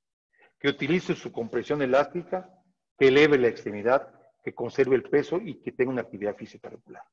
Y de medicamentos, ya decía yo, en base a la úlcera venosa, utilizo frecuentemente la sulodexida, utilizo la fracción flavonoide micronizada, modificada, y debo decirle que son los elementos que más utilizo. Ayudan sobre todo a la sintomatología. No tengo que decirles que ayuden a la cicatrización como tal, pero se ve beneficiado al paciente en su sintomatología, pero asociado siempre a los elementos de higiene venosa. En cirugía, en el tratamiento farmacológico arterial, debo decirle que aquí sí es muy importante establecer en el paciente, desgraciadamente, a nivel público, el único medicamento que tiene las entidades, los hospitales públicos, es la pentoxifilina, que sirve para nada y para lo mismo. Y se lo dan a los pacientes venosos y a los pacientes arteriales. Yo tengo que decirles que el paciente arterial se va a ver beneficiado, además del manejo de sus factores de riesgo, quizá el medicamento que más le va a beneficiar para incrementar el flujo circulatorio, para mejorar, eliminar la claudicación o disminuirla, será el cilostazol. El cilostazol es de los pocos medicamentos que tenemos cabida. Afortunadamente, ya lo tenemos. En el pasado era verdaderamente complejo, teníamos que importarlo, pero es de los medicamentos que más nos beneficia. Yo tengo que decirle que es importante utilizar los antiadhesivos plaquetarios. Después de un procedimiento de revascularización, la aspirina, simplemente, el clopidogrel van a ser útiles. Ahora realmente ya se están asociando algunos tipos de tratamientos con anticoagulantes en dosis bajas. Ahora el estudio COMPAS ha venido a mostrar la ventaja de adicionar 2.5 miligramos de rivaroxaban con aspirina, y viene realmente a beneficiar a un grupo de pacientes. Pero yo tengo que decirle que en arterias, modificar los factores de riesgo, y en venas, la higiene venosa es fundamental. Muchas gracias. ¿Qué pensaría usted de una úlcera varicosa de larga evolución? ¿Cree que ha sido manejada quizás adecuadamente? ¿Tiene alguna diferencia de que sea de un tiempo, o sea, en forma crónica la herida contra una herida más reciente? ¿Alguna diferencia en el tratamiento? Sí, definitivamente una úlcera que tiene más de 4 meses de evolución es por supuesto que no se ha establecido un diagnóstico apreciado y no se ha dado un tratamiento adecuado, ¿sí? Entonces, por supuesto que estos pacientes tenemos que estudiarlos más concienzudamente. No cabe duda que si es una úlcera venosa pura, tendrá una oportunidad verdaderamente de solución en forma sencilla si llegamos a conocer justamente la causa. Si es un reflujo superficial o es una oclusión venosa crónica, ¿sí? Para que sea tan duradera, es más frecuente que tenga una oclusión venosa crónica, que sea un síndrome posttrombótico o poslevítico, y tenemos que justamente evaluar a estos pacientes con el apoyo básicamente de imagen y a veces de procedimientos endovasculares, como mencionaba. ¿Y qué opina usted para el manejo de una úlcera mixta, que sea un paciente con enfermedad arterial y además tenga una úlcera venosa? Bueno, esto es muy interesante porque aquí tenemos que combinar tratamientos, ¿sí? De veras, a veces me sorprende que hay pacientes que a veces, simplemente por dolor de las extremidades inferiores, llegan con una receta y traen tilostazol, traen flebotónico, traen clopidogrel y aspirina, y traen un antirreumático. O sea, traen una bomba y a ver cuál de todos funciona, ¿no? Entonces, aquí tenemos que evaluar al paciente con una úlcera mixta. Tenemos que tratar de disminuir primero la isquemia existente, ¿sí? Porque quizá es lo que más nos va a favorecer que podamos cicatrizar en caso de presencia de insuficiencia arterial, porque nosotros podremos mejorar mucho el retorno, que vamos a estar muy limitados porque la compresión va a ser poco efectiva, porque tendremos que dar mecanismos de compresión de poco grado, porque complicaríamos la situación arterial. Tenemos que resolver primero la insuficiencia arterial, mejorar el flujo circulatorio arterial para poder después corregir la afección venosa. Eso sería mi recomendación de tratamiento. Además de el efecto de una adecuada circulación en las heridas para su cicatrización, ¿usted consideraría otros factores? Por ejemplo, a lo mejor resolver el proceso infeccioso con el que tuviera una herida. ¿Qué es lo que le orientaría a pensar que una herida está infectada, por ejemplo, y cómo la manejaría? Sí, yo definitivo, o sea, como decía yo, esta sesión no es para manejo de heridas, hay una sesión específica de clínica de heridas, y decía yo justamente que el paciente acude con nosotros por la presencia de una úlcera, tenemos que darle primero la atención local, ¿no? Tenemos que llevar a cabo una debridación adecuada, si creemos que realmente está complicada con infección, tomaremos un cultivo. Debo decirle que prácticamente todas las úlceras están colonizadas. Es muy diferente una colonización que pueda tener básicamente la presencia de bacterias a que tenga básicamente un número de colonias o de bacterias importantes que nos pueda ejemplificar una infección. Tenemos que primero descartar que tenga infección y si hay infección, tratarla en forma sistémica y sobre todo manejarla en forma local. Y apoyarlo básicamente con la clínica de heridas, porque esto va a ser importante. Es imposible que queramos manejar el todo en los pacientes. Yo tengo que decirles, usted lo sabe, doctora, ¿qué le puedo decir? Usted en la clínica maneja más las heridas que un servidor. Nosotros, ustedes saben, trabajamos juntos, la doctora y yo somos asociados, y ella, pues quizá usted puede comentar más al respecto, doctora, en relación a la curación, al manejo local de las úlceras. Bueno, yo creo que todas las heridas tienen ciertas necesidades y más bien hay que estar atento ante si una herida está muy reseca, quizás es hidratarla, si está demasiado exudativa, pues requeriramos secarla un poco. Entonces, más bien es un manejo que es dinámico y tratar de ver las necesidades que tiene la herida. Lo importante, yo pienso, es tratar de diferenciar si es una úlcera arterial o venosa, porque el tratamiento sí varía y sobre todo porque en un proceso arterial vamos a tener una progresión hacia quizás una pérdida de la extremidad. Entonces eso es lo que lo hace mucho más importante que se detecte a tiempo. ¿Y qué nos puede decir de si hubiera alguna contraindicación de realizar el índice tobillo-brazo en algún paciente? ¿Usted consideraría que hay alguna contraindicación? Básicamente la contraindicación sería que tuviera realmente el paciente, ¿cómo le puedo decir? Una lesión superficial que pudiéramos generar un daño más importante. Hay mecanismos, sobre todo, digamos, la forma más sencilla es hacerlo con el doble color, pero existe, por ejemplo, la fotopletimografía, que podemos hacer el tobillo-brazo con pletimográfico. Esto realmente nos permite utilizar diferentes balones de compresión y utilizar exclusivamente un sensor fotoeléctrico que nos va a dar la característica. Pero realmente yo puedo decirle que como contraindicación para el tobillo-brazo, pues no puedo decirle que exista. Vamos a poder ver que puede verse irregular el resultado cuando están clasificadas las arterias, pero no será una contraindicación como tal, ¿no? ¿Y usted qué consideraría en un paciente para considerar que ese paciente no es revascularizable? ¿Qué criterios tendría usted para considerar un paciente así, digamos, hacer esa dictaminación? Bueno, aquí primero estableceremos justamente el paciente que tiene una afección vascular. Nosotros tenemos que llevar una metodología de diagnóstico. Yo tengo que decirle que el paciente, por supuesto, nos apoyamos mucho en nuestros sonidos Doppler color para evaluar justamente la presencia de lesiones en las arterias, vamos a poder ver la calidad, sobre todo la calidad circulatoria con la fotopretimografía o con el tobillo-brazo.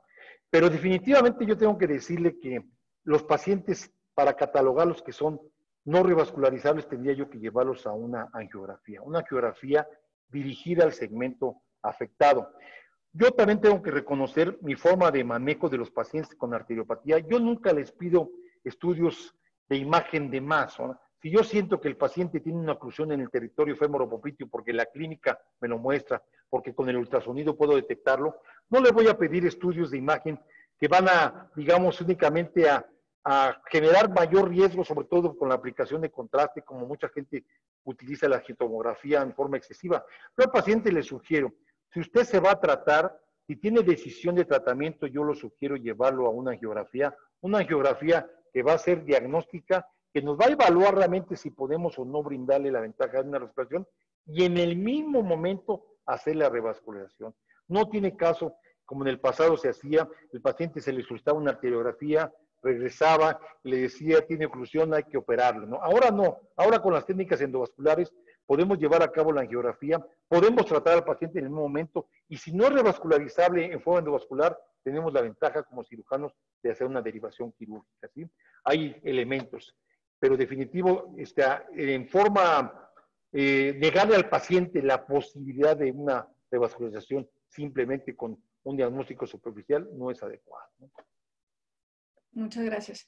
Para los pacientes que les toma el índice tobillo-brazo y va a determinar algún grado de compresión, ¿tiene alguna limitación en la compresión de acuerdo al grado de isquemia que tengan? ¿Cómo lo determina el grado de milímetros de mercurio que requiera la compresión? Lo que yo mencionaba justamente en la charla, básicamente cuando tenemos un edema en el paciente, un aumento de volumen de la pierna, pero tiene un tobillo-brazo por debajo de 0.6, pues realmente debemos ser muy cautos con la compresión elástica graduada, ¿sí? Puedo realmente mejor darle medidas de higiene venosa, tratar de elevar la pierna, tratar de tener actividad, más que llevarlo a una compresión elástica graduada. Por arriba de 0.6 puedo darle realmente compresión elástica, arriba de 0.8, más allá de 30 milímetros de mercurio, por debajo de 0.8, alrededor de 15-20 milímetros de mercurio de compresión elástica.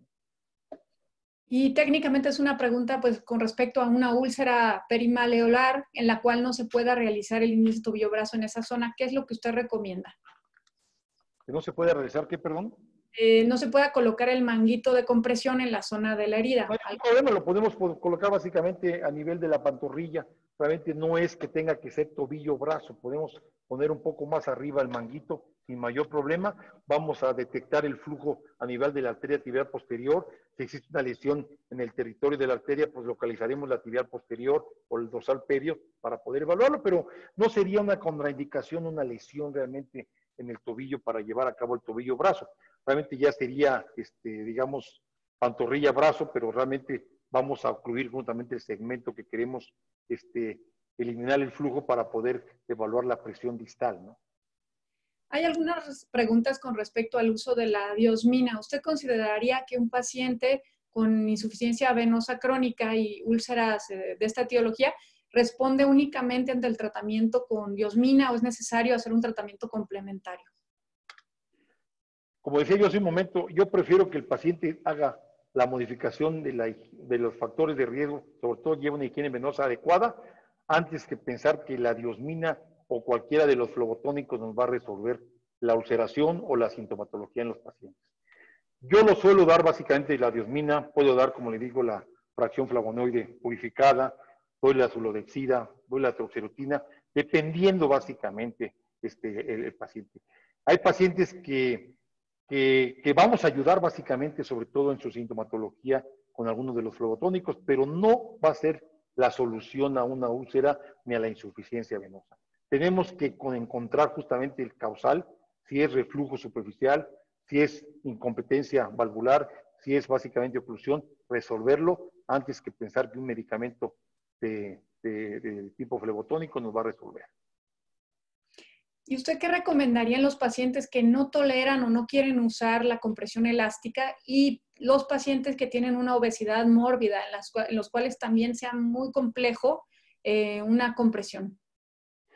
Pues realmente pacientes con obesidad mórbida o pacientes realmente se hace muy difícil. Primero, no existen prendas de compresión elástica graduada de su talla, es difícil que se hagan a la medida. El vendaje que podamos brindar va a ser ineficiente, ¿no? Yo creo que son de las pocas indicaciones en que un paciente se puede beneficiar con una compresión neumática intermitente, ¿no? El paciente que podemos mantener en una posición, colocar la compresión neumática intermitente para ayudar justamente al retorno. Tenemos que insistir mucho, por supuesto, en modificar sus factores de riesgo, entre que trate de deambular. Es entendible que estos pacientes pues, tienen afección también osteopatía de las rodillas, entonces no pueden caminar, ¿no? Entonces, yo al paciente le sugiero, por supuesto, además de todos los factores, que si quiere, debe tratar de tener una actividad física en una alberca, por ejemplo. En una alberca no tendrá que tener esa carga directa sobre sus articulaciones, nos ayuda justamente la flotación y va a ejercer un movimiento continuo de las extremidades inferiores y tratar de mantener la extremidad elevada y si es posible la compresión neumática intermitente en este grupo de pacientes con obesidad mórbida, porque definitivamente no habrá prendas para su talla y la compresión que podamos brindar con un vendaje dejará mucho que desear. En cuanto al manejo o la evaluación de un paciente con la termografía, ¿tiene alguna experiencia al respecto? ¿Recomendaría la utilización? Debo decirle que típicamente sabemos que los pacientes con úlceras venosas tendrán aumentada la temperatura en posición distal, ¿sí? Pero la termografía como elemento diagnóstico, la verdad, no siento que tenga utilidad en este momento, ya que contamos con elementos diagnósticos mucho más precisos y más sencillos, como puede ser una evaluación Doppler color, ¿sí? Definitivamente que el ultrasonido ha venido a cambiar, es un armamentario obligado en el cirujano vascular. Debo decirle que yo insisto que esta charla más que nada es para el médico de primer contacto. El médico de primer contacto tiene que tener sobre todo bien claro la sintomatología, la exploración física y apoyarse justamente en los elementos diagnósticos para precisar el diagnóstico y solicitar o participar en un tratamiento definitivo. Pero la termografía no siento que tenga utilidad en este momento. Se llegó a utilizar mucho en el pasado, pero ahora con los elementos diagnósticos siento yo que no tiene lugar. Si alguien fuera a hacer una inversión para un método diagnóstico, ¿qué es lo que recomendaría usted que se hiciera inversión en qué en el consultorio? Para enfermedad arterial, definitivamente un Doppler lineal simplemente nos va a ayudar a poder conocer el tobillo-brazo. Para enfermedad venosa, definitivamente existen afortunadamente en este momento ultrasonido Doppler color bastante sencillos, más accesibles, y es realmente en forma, digamos, accesible poder entrenarse para conocer la presencia de una dilatación, de un reflujo, de una obstrucción realmente. Es lo que realmente es verdaderamente lo que yo recomiendo. El Doppler color o el ultrasonido lineal, básicamente el Doppler, digamos, ¿cómo se llama? Lineal. Fue el nombre, lineal, básicamente, ¿no? ¿Qué opina con respecto a la combinación del edema linfático? ¿Usted cree que es recomendable la terapia de drenaje? ¿Qué es lo que recomienda en estos casos? Sí, yo creo que la afección linfática, debo decirles que primero en nuestro medio afortunadamente no es tan frecuente. Sé que en Sudamérica es más frecuente de lo que nos imaginamos. Ellos tienen mucha más experiencia. No tengo duda que existen básicamente, yo me acuerdo en el pasado, el doctor Armando K. Cordero, un cirujano brasileño, realmente vino a revolucionar el tratamiento de la enfermedad linfática. Pero lo que él realmente pregonizaba era fundamentalmente en forma inicial una dieta adecuada. Tratar de bajar la producción de linfa en los pacientes. Y esto era tratar de evitarle, por ejemplo, algo tan sencillo como los conservadores en los alimentos. Esto incrementa la producción de linfa. Es importante, por supuesto, en el paciente linfático, la protección de la piel. Sabemos que se va a afectar notoriamente, entonces una lubricación adecuada 2, 3, 4 veces, las veces que sea necesaria, la postura sobre todo, la compresión elástica y por supuesto que el drenaje linfático dirigido va a favorecer mucho a los pacientes. En definitiva, debo decirle que el linfedema es algo que el paciente puede beneficiarse si modifica mucho sus factores, sobre todo de riesgo, si se le enseña justamente a algún familiar a hacer un drenaje linfático correcto y sobre todo lubricación y compresión.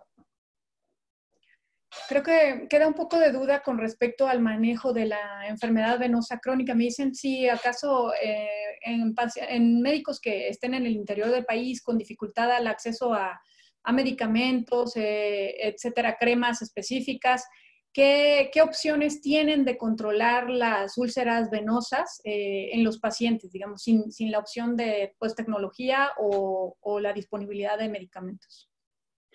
Bueno, realmente si tienes la certeza de que es una úlcera venosa, una úlcera malarial superficial, que realmente básicamente el tratamiento local. O sea, básicamente la elevación de la pierna, un buen vendaje, o sea, existen diferentes alternativas de vendaje.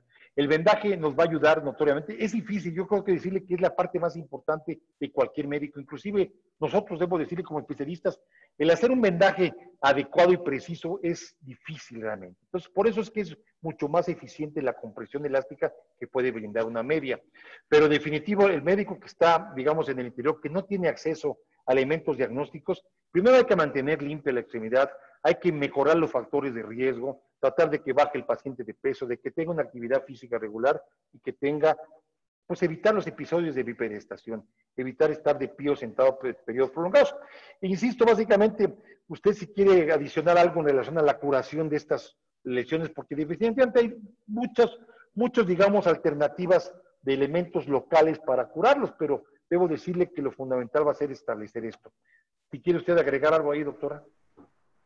Y yo pienso que hay que diferenciar las dos entidades prácticamente por el manejo. Un paciente con enfermedad venosa crónica tiene hipertensión venosa, lo que es un motivo de inflamación crónica. Y lo que debemos hacer es mejorar esa hipertensión. La hipertensión venosa se asocia al estasis o el estancamiento de sangre en las piernas y esto se asocia pues a la posición, a la falla valvular, la obesidad, todo lo que comentaba el doctor. Entonces, en la medida que mejoremos ese retorno venoso, mejorará el proceso inflamatorio y mejorará la piel en estos pacientes. Eso lo podemos hacer sin necesidad de tecnología o medicamentos caros o específicos, ¿no? Realmente son medidas de higiene venosa, que es precisamente eso, la elevación, la compresión, ¿no? El movimiento. Y la úlcera arterial, por el contrario, vamos a verla que el paciente empeora clínicamente con la actividad, porque la actividad le demanda más oxígeno. Entonces, va a presentar típicamente, pues, dolor, ¿no? Al movimiento. Entonces, este tipo de pacientes, podemos empezar a buscar simplemente, pues, con los dedos, empezar a palpar el pulso y ya de allí podemos determinar si puede haber, orientar nuestra exploración hacia un proceso de enfermedad arterial. Está con nosotros el doctor Valente. Aquí está, como ustedes pueden verlo ahí en la pantalla. Él puede darnos también algún tipo de comentario si quieres agregar algo, doctor Valente Guerrero. Gracias, Gustavo, con tu permiso, Vane. Fíjate que me llama mucho la atención las preguntas que están relacionadas con la aplicación de algo en las úlceras, ¿no? Yo creo que lo vemos con mucha frecuencia. Difícilmente va a llegar un paciente con nosotros que no se haya aplicado desde árnica, desde goicochea, desde la orina de pañal de niño recién nacido es buenísima, telaraña, en fin, se aplican muchísimas cosas que lo que dice la doctora Vanessa es correcto. Es decir, debemos de entender que la úlcera es el resultado de un problema de fondo. Entonces, no tenemos que resolver el problema superficial, tenemos que irnos al fondo del problema para poder resolverlo. Ojalá que esto les quede claro a todos los que nos están escuchando, porque esa es la principal complicación. Empiezan a manejarles desde la Segunda Guerra Mundial. Está comprobado que cualquier producto que ustedes pongan en una herida produce inflamación. Y no es lo mismo una inflamación en un paciente con un problema circulatorio que en un paciente de 25 años, que le pongan lo que le pongas va a cicatrizar perfectamente bien. Entonces, ojalá que esa idea de estarles aplicando cosas locales se quite de la cabeza y nos enfoquemos en el fondo del problema, ¿no? Perdón, ¿eh? Sí, doctora, adelante, doctora Vanessa. No, hay preguntas respecto a las úlceras raras, ¿no? Como la úlcera de Martorell y las vasculitis. ¿Qué opina al respecto? Básicamente aquí, cuando podemos descartar que tiene el paciente una enfermedad venosa superficial o profunda, cuando descartamos digamos, una arteriopatía periférica troncular. Y entonces tenemos que hacer un análisis sobre todo de las características clínicas de la úlcera, apoyarnos muchas veces digamos, en un manejo del reumatólogo para poder precisar cuando el paciente tiene estigmas de enfermedad de alguna colagenopatía, cuando el paciente tiene una hipertensión mal controlada, podemos realmente pensar que puede tener una úlcera de Martorell, ¿sí? Ya decía yo, mostraba un ejemplo de que estas úlceras crónicas irregulares que tienen ese crecimiento anormal, hay que tomarles una biopsia, ¿no? O sea, a veces tiene que animarse al paciente, mantenerle, posiblemente por el motivo por el que vino, mantener limpia su úlcera, tomar una biopsia, y nos sorprenderá, como nos sorprendió en algunos pacientes que hemos tenido realmente la presencia de una neoplasia, ¿no? Pero definitivamente, nosotros si descartamos una vasculopatía arterial o venosa, tenemos que justamente también ser humildes en el sentido estricto de directamente apoyarnos en el dermatólogo o en el reumatólogo para precisar el origen, digamos, inflamatorio de una úlcera. En cuanto a la selección del vendaje, si es elástico o inelástico, ¿cómo hace la diferenciación? Pues realmente yo el vendaje inelástico, yo personalmente debo decirle, la bota de una la manejo desde hace mucho tiempo, es el vendaje inelástico tradicional. Debo decirle que tiene la gran ventaja de que el paciente va con nosotros con mucho temor a que le generemos dolor en la curación de la úlcera, ¿sí? Y yo en forma inicial, cuando llega el paciente con una úlcera que me parece venosa en forma inicial, lo que hago es primero hacer un examen, por supuesto, venoso, hago un ultrasonido, verifico la presencia de perforantes, le manifiesto justamente que será necesario llevar a cabo un tratamiento de la causa en cualquier momento que lo decida, ¿sí? Pero en forma temprana, ¿qué hago? Mantener limpia la extremidad, y entonces yo limpio justamente en forma superficial y coloco la bota de una. La bota de una me ayuda mucho a debridar, a limpiar, y el paciente se va contento porque no le generamos dolor, acude con nosotros a los 5 o 7 días y notamos claramente cómo se limpió la úlcera. Pero sí le tenemos que especificar que es un vendaje inelástico, que si el paciente se excede de estar de pie, le va a hablar al segundo día que no tolera y se va a quitar la bota. Entonces tenemos que insistirle que es un vendaje inelástico que vamos a colocar para ayudarlo a que pueda debridar, pero que tiene que entender que si el paciente no se aplica al tratamiento, no lo va a tolerar, ¿no? Yo creo que algo importante es explicarle al paciente el fondo del problema, y de esa manera suelen cooperar un poco mejor cuando entienden por qué los acostamos, por qué les pedimos que levanten las piernas, todo esto. Y me están preguntando respecto al uso de terapias especiales, como por ejemplo el uso de factor de crecimiento epidérmico o el uso de prostaglandinas. Por ejemplo, en relación a la prostaglandina, yo tengo que decirles que realmente nos ha costado realmente encontrar un soporte bibliográfico adecuado. Definitivo que nosotros somos afectos a utilizarlo en aquellos pacientes que no tienen una oportunidad de revascularización, el paciente que llevamos a una intervención y que tiene una enfermedad realmente muy extensa, que no son revascularizables quirúrgicos, que no son revascularizables en forma endovascular, entonces nos apoyamos en las prostaglandinas.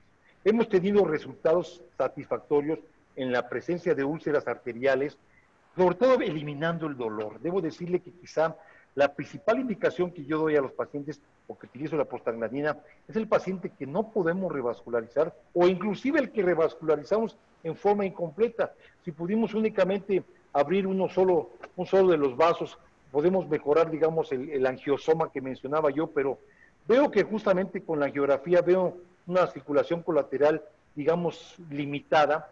Le puedo prescribir también la prostaglandina para tratar primero de mejorar el dolor y tratar de incrementar el flujo circulatorio, ¿sí? En relación a factores de crecimiento, debo reconocer que no tengo experiencia. Yo cuando tengo realmente esto me apoyo más que nada en la clínica de heridas, pero yo directamente no tengo experiencia. No sé si algunos compañeros del doctor Erasto Aldret o el doctor Valente Guerrero tengan experiencia con factores de crecimiento para la curación de úlceras. En forma personal yo no, no tengo experiencia. Yo tampoco. No, yo tampoco no. Es que la verdad es que si la mayoría de nosotros tenemos un alto índice de curación de las úlceras, pero un alto índice de verdad. Y es mucho de lo que estabas diciendo tú, Gustavo. Si el paciente ayuda, el resultado del tratamiento la curación es altísima. ¿Sí? Entonces, realmente no necesitamos otro tipo de material para ayudar a la curación. Tú corriges el problema de fondo y entonces se soluciona el problema superficial, ¿no? Claro. Yo creo que la importancia de este tema es precisamente eso, aprender a diferenciar ambas, porque la mayoría de las dudas van a estar entre esas dos etiologías. Y si aprendemos a diferenciar el proceso inflamatorio venoso del arterial isquémico, eso va a ser, pues ahora sí que la mejor dirección para la curación. Y creo que es lo que debe de quedar claro en esta sesión. ¿Y qué opina con respecto al uso de la anticoagulación en los pacientes con úlcera? ¿En qué casos lo utilizaría? Bueno, yo la anticoagulación como tratamiento de la úlcera no lo utilizo, ¿no? Yo lo utilizo básicamente en el paciente que tiene un síndrome postrombótico con el objeto de tratar de evitar la retrombosis en un momento dado cuando tiene, sobre todo, gran predisposición para ello, ¿no? La anticoagulación como tal debe ser más que nada para tratar de evitar justamente una complicación trombótica agregada, ¿sí? Pero como tratamiento de la úlcera no siento que tenga utilidad la anticoagulación para la úlcera. Y con respecto a la escleroterapia, sobre todo la pregunta va dirigida a las telangiectasias, pero no sé qué opinión nos da de la escleroterapia para el manejo de las úlceras. Bueno, mira, yo realmente debo reconocer que el experto está con nosotros de escleroterapia. Yo, mi punto de vista, le voy a decir que para telangiectasias, por supuesto que no va a mejorar o no va a ayudar a la cicatrización una úlcera. La telangiectasia, básicamente, tenemos que también eliminar los puntos de reflujo para poder eliminar las telangiectasias.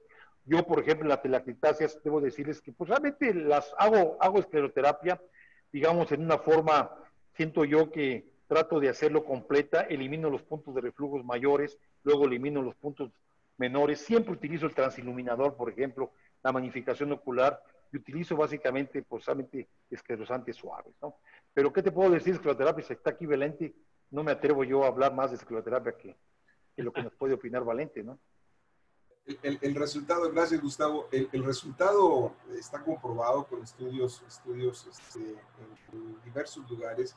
El resultado es muy bueno, pero a ver, no es para todos, es decir, no es, ¿cómo explicarlo? Regreso a lo que he estado repitiendo.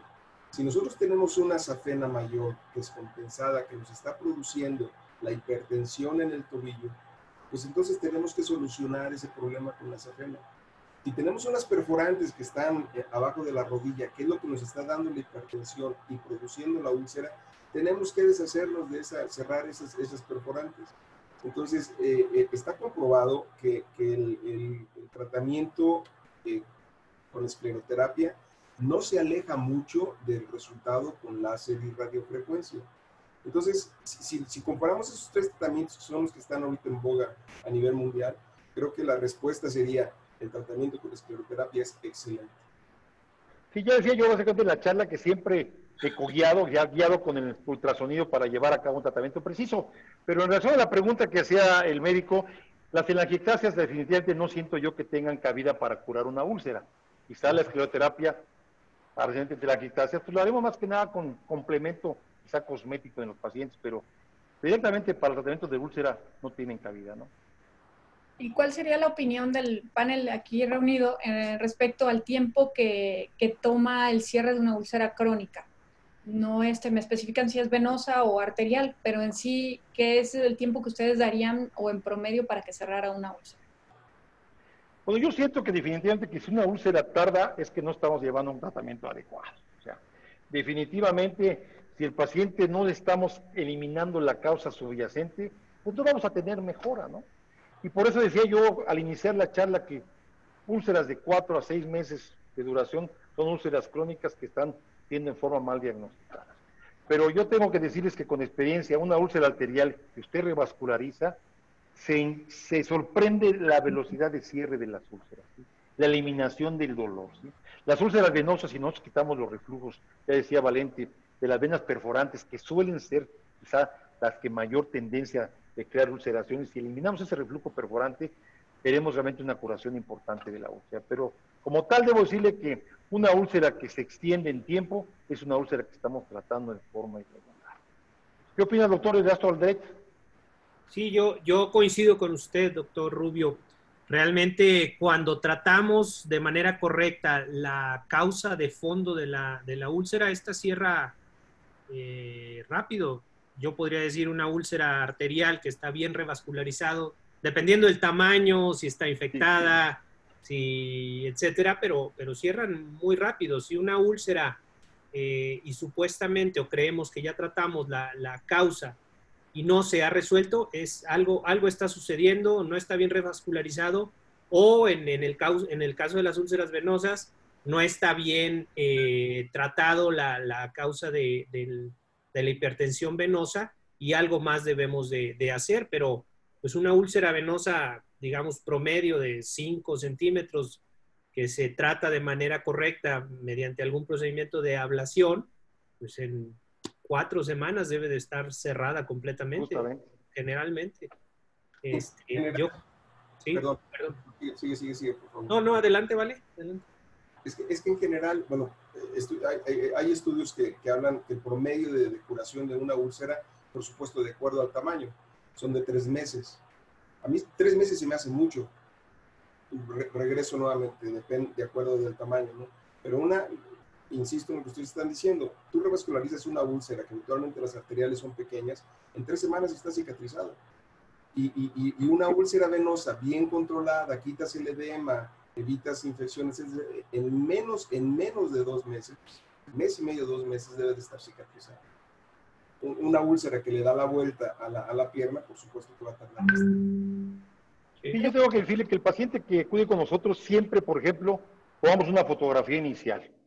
Una fotografía que es muy valiosa para poder darnos cuenta realmente de la evolución de la lesión, porque esto nos va a dar cabida a conocer realmente si estamos haciendo las cosas bien y para poder mostrar al paciente que está teniendo evidencia de curación. Es como pasa con la escleroterapia, ¿no? Yo le digo a mis pacientes de escleroterapia que la escleroterapia produce amnesia, ¿no? El paciente se le olvida cómo venía. Sí, es cierto. Entonces, siempre le dirán, es que yo me siento igual, me veo igual. Entonces, mire, permítame, esta era la foto inicial, el manejo ha sido así, esto es lo que estamos esperando. Pero yo tengo que recomendarles eso, ¿no? Y te Parece dice, mentira, no, pero ahora con la verdad, con las ventajas que tenemos tecnológicas, la fotografía es algo que no debemos evitar, ¿no? Debemos hacer. Y te dice, no, esa no es mi pierna. Sí, exactamente. Por eso este término de que la amnesia de las criaturas se los manejo mucho, le digo, Sí, claro. Algo en las úlceras venosas que nos puede orientar a ver si el paciente realmente está siguiendo las indicaciones es el edema. Si un paciente trae edema y viene a consulta y dice, he estado haciendo todo lo que me dijo, subo la pierna, traigo mi compresión y vemos que está hinchado, no está haciendo todo lo que le dijimos, porque lo hinchado va a hacer que no cicatrice esa herida. Entonces es algo que nos puede orientar a pensar que a lo mejor estamos haciendo el tratamiento adecuado, pero el paciente no está siguiendo lo que le indicamos. ¿Y cómo valoras lo hinchado? Con perimetría. Mide la pierna, mide el tobillo, la parte más delgada, y la pantorrilla, la zona más gruesa. Y eso te va a dar es un dato objetivo valiosísimo para ver la evolución de la enfermedad venosa crónica. Bueno, mi Vane, pues, muchas gracias. Gracias por... ¿Quieres concluir, por favor? No, pues yo les agradezco mucho, la verdad que este tipo de charlas son muy, muy importantes porque la verdad es lo que va a determinar que un paciente o logre salvar la pierna o tenga un tratamiento adecuado para mejorar su calidad de vida. Y la realidad es que somos pocos especialistas en cirugía vascular para todos los pacientes. Realmente sí es conveniente un manejo adecuado desde el inicio, ¿no? Para dar un tratamiento que sí le mejore al paciente a la larga. La verdad es que agradezco mucho la invitación para participar con ustedes y felicidades por este tipo de iniciativas. Gracias, doctor Rubio, también por su exposición. Yo agradezco la invitación, Valente, Erasto, como siempre, mi reconocimiento y mi agradecimiento para ustedes. Un placer vernos y seguramente estaremos en contacto. Claro que sí. Gracias. Quiero agradecer a toda esa gente. Estuvimos en la plática, estuvimos 276 asistentes. Colombia, Perú, el doctor Panizo de Perú, de Argentina, bueno, prácticamente Colombia, varios de Colombia agradecen la invitación que les hacemos. De México no se diga, están desde Tijuana hasta Yucatán. Creo que la asistencia fue excelente, la conferencia fue muy clara y muy gráfica. Gustavo, muchas gracias. Y nos esperamos para la próxima, déjenme nuevamente compartir, he estado compartiendo la pantalla. La próxima conferencia es de úlceras en piernas, tratamiento local o sistémico. Creo que va a venir a reforzar todo lo que el doctor Gustavo Rubio nos acaba de presentar, y lo va a presentar el doctor Alejandro Espejel Blancas, que es experto, jefe del servicio de heridas en el hospital Ángeles. ¿En cuál? Ángeles Mosel, creo. Sí, pero está en un hospital público que él realizó. Mancera, en Gabriel Mancera. En Gabriel Mancera, cierto. Y él hizo este servicio de úlceras, y bueno, tiene una experiencia muy amplia, creo que nos va a ayudar mucho para todos nosotros. Nos esperamos. No, sin duda va a ser muy interesante. Alejandro Espejel es una garantía para sus charlas. Enhorabuena, Valente. Gustavo, muchas gracias. Vanessa, te lo agradezco muchísimo. Erasto, Arturo, anda en pijama, por eso es que no sale en público. Y a todo el equipo que nos permite manejar y que no tengamos problemas en la presentación, el ingeniero Daniel, Azucena, que está atrás de todo esto. Muchas gracias. Y Erasto. En Facebook, si estará en Facebook para seguirlos después. Sí, tuvimos un problema con Facebook. Parece que hoy hubo un cambio en Facebook y no hubo conexión con Zoom. Sin embargo, esto está grabado y lo vamos a pasar por Facebook, pero la grabación posteriormente. Pasado mañana, más tardar, ya está en Facebook. Lo vamos a anunciar. Nuevamente, muchas gracias. Erasto, ¿quieres mencionar algo? No, yo no quiero agregar, Valente, perdón. Sí, adelante. Quiero agregar básicamente que te agradezco. Para mí fue muy agradable participar con la doctora Vanessa.